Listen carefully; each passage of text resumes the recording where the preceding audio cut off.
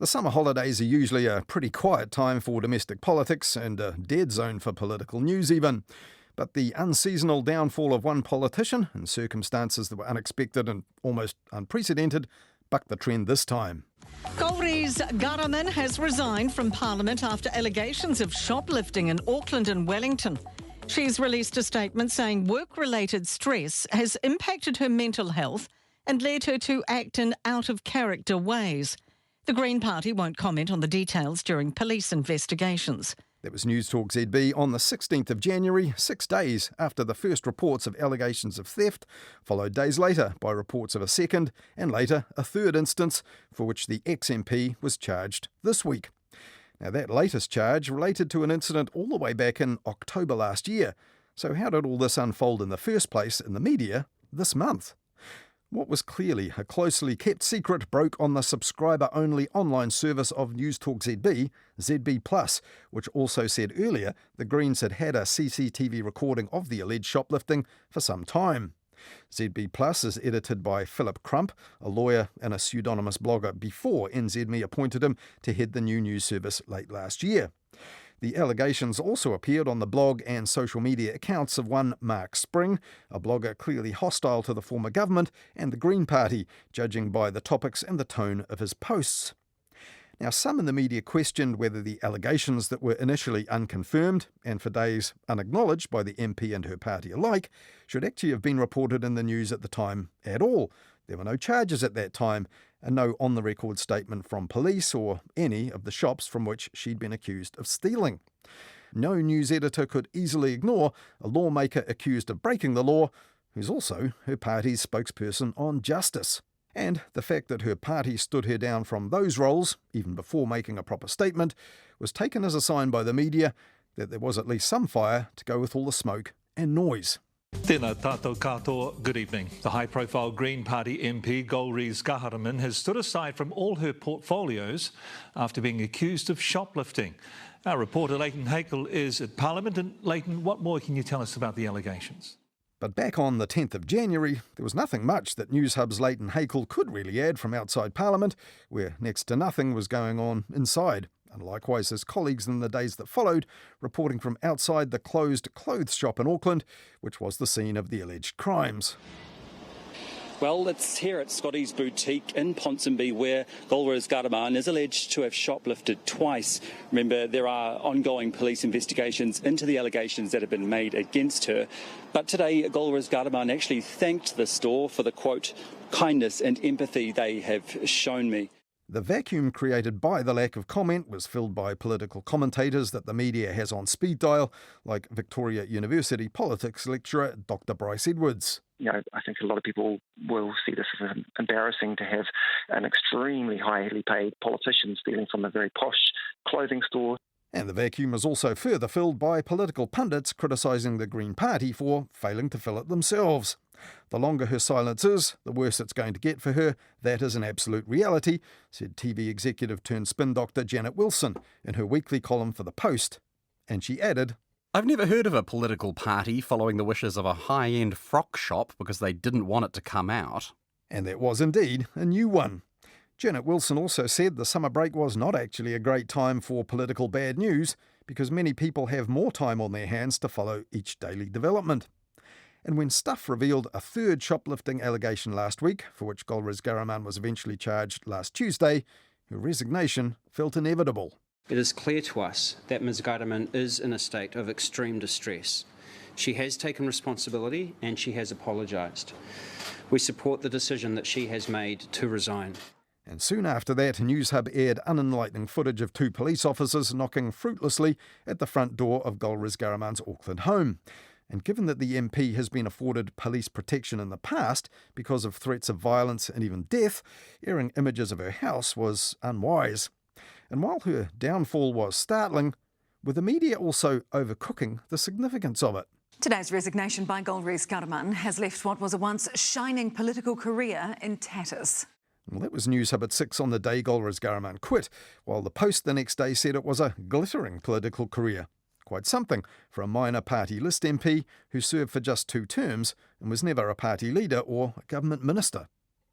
But the question really preoccupying the media was, why would an MP jeopardise a job she had appeared to relish by stealing stuff she could probably easily afford to buy? As we heard at the start, Golriz Ghahraman said she wasn't well, and the stress of her job had caused her to act in out-of-character ways. It was an explanation, she insisted, but not an excuse. And her co-leader, James Shaw, put it like this. Golriz herself has been subject to pretty much continuous threats of sexual violence, physical violence, death threats since the day she was elected to Parliament. Former Green colleague Gareth Hughes told 9 to Noon's Catherine Ryan last Monday he'd seen some of the abuse that had come Golriz Ghahraman's way.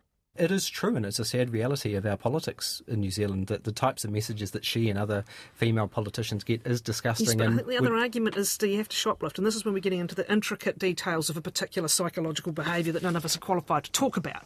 But others, no more expert than Catherine Ryan, were happy to talk about it nonetheless. It's a spectacular failure, but the mental health excuse, I don't know, I remain suspicious about this. That was Duncan Garner on his Mediaworks podcast, Editor-in-Chief, this week. And under the headline, Why I'm Struggling to Understand This, the former TV3 political editor, who, incidentally, quit that role citing the pressures of that job, also wrote about this for The Listener last week, beginning with something he did understand. Nature abhors a vacuum. Bored media like silence even less, especially on summer days when there's a story that looks as if it may have green shoots that will grow into something bigger. And while Duncan Garner condemned the threats that Golriz Ghahraman has had to endure, he went on to say that MPs backed into a corner were playing the mental health card. Stressed? Sick? Death threats? We've heard it before from some of our MPs, so I start to question whether these declarations are more about softening public sentiment, peppered with a helping of self-pity. Duncan Garner wasn't the only one who reckoned so. On the platform, former MP turned talkback host Michael Laws said this. Now, I don't know what Golriz Ghahraman's life has been like over the last 6 years, but I can tell you, in comparison to the average, ordinary, middle-income, lower-income New Zealand family member, it has been bloody good. She's got a huge salary, probably 3 times the average salary of this country. She has status. But while a good salary does remove one source of stress from life, having status, which has now taken a huge hit, might well actually make the strain worse for someone who's struggling. On News Talk ZB, former political veteran Peter Dunn added this last Sunday. There's been a bit of a tendency in recent years for the mental health card to be played a little too flippantly. It's an easy excuse, isn't it? But it almost says, don't touch me, I'm sort of in a fragile state. Now, I'm being very careful on what I say here because I don't know her circumstances. But I think, there's got to be a time when people front up and face their responsibilities and face the consequences for their actions. But there certainly have been consequences. Golriz Ghahraman's lost her job, her political future, and that so-called mental health card won't keep her out of court. In the Herald on Sunday last weekend, a former political foe, Paula Bennett, said that she too had been affected by toxic online feedback when she was an MP, and Golriz wasn't looking to excuse her behaviour, but to explain it. I believe her. And even writing that would bring on another deluge of online abuse for her, Paula Bennett predicted. And perspectives like that in the media lately did spark a response from those who thought the media were letting the Green ex-MP off the hook, or at least trying to. On his blog on January the 17th, former newspaper editor Carl Dufresne said a striking outpouring of media empathy for Golriz Ghahraman had followed her resignation, and the media were eager to justify her conduct, he said. You have to look very hard to find any mention of the irony that a woman whose parliamentary salary puts her in the top 1% of income earners resorted to theft, not everyday essentials, but of high-end fashion items. But since then, it hasn't been hard at all to find that point being made in the media, as we've heard. A former ZB host who now runs his own Christchurch news platform, Chris Lynch, said the reporting had exposed the media's left-leaning bias again. And it will be intriguing to observe whether, in the aftermath of judicial proceedings, the media consistently labels Ghahraman as disgraced. But if convicted, that seems almost certain. Meanwhile, media-friendly economist Michael Riddell went online the morning after Ghahraman quit to say that reading the Post that day and listening to Morning Report, you'd barely realise the MP had resigned after the reported thefts. Though the story had led Morning Report, and it was the only story on the front page of the Post, headlined Golriz Gone from Political Scrapper to Scrap Heap. To critics pointing all this out to Michael Riddell, he replied that the tone and the thrust of coverage was too sympathetic and skated over the offences, he reckoned. And those quoted in the Post story were mostly expressing regrets about her fall from grace and not condemning her alleged crimes. But none of it was minimising or excusing the alleged offences or defending, let alone exonerating, the ex-MP either. So who was really going soft on Golriz Ghahraman in the media? Well, in last weekend's Herald, satirical Steve Braunius spent most of his first secret diary column for the year explaining why he didn't do a secret diary on her. I suppose it would be a satire too far, given that the Green co-leaders described her this week as being in a state of, quote, extreme distress. Nothing funny about extreme distress, I guess. Among those who did reckon that ordinary citizens were let down by Golriz Ghahraman was Stuff's National Affairs editor Andrea Vance, writing in last weekend's Sunday Star Times. MPs opening up about their experiences with mental health used to be courageous and noble, she said. Now it's just a cheap excuse for those with a casual attitude to rules that most people abide by. It undermines genuine victims, those who will go through distress at some time in their life and are met with a less forgiving reaction and an unresponsive mental health system. And coincidentally, Golriz Ghahraman was not the only former MP due in court shortly whose mental health ended up as the subject of national news. Next week, Kiritapu Allen's judge-only trial would consider the charges that followed the night last July when she crashed a car in Wellington and ended her career as a minister in the previous government. And this week she told TVNZ's Breakfast Show all about that night, and she went into detail about the personal trauma she was suffering at the time and even thoughts of suicide. Where's that at for you now? Yeah, well, for me, I guess that's been a big part of this year. It's not just mental health, I think many of us probably have different touches on that during our lifetime. At my core, service is what what I consider I was born to do. Serve our people, serve our community. But you can't do that unless you look after yourself, eh? It was a tough watch and raw stuff in parts that went on for more than a quarter of an hour, but was also a sympathetic interview which wouldn't have pleased those who want more accountability from our politicians who fall down on the job for whatever reason or, allegedly, break the law. And after it, the breakfast show hosts reacted on air like this. Yeah. Just... that takes a huge amount of bravery totally. to front up and say, here's what happened. Yeah. Man, that is tough. That's tough for everyone to watch it and to be the person who can say, yep, that was not a great period and here's my bare all. Yeah, and on that note, I do want to thank Kiritapu for being so brave and for being courageous to tell her story. Because as you say, watching someone going through something is incredibly tough to watch. And we know that we're all flawed human beings. Well, those were genuine responses, and Jenny May Clarkson told viewers it was a good thing that Kiritapu Allen can now forgive herself.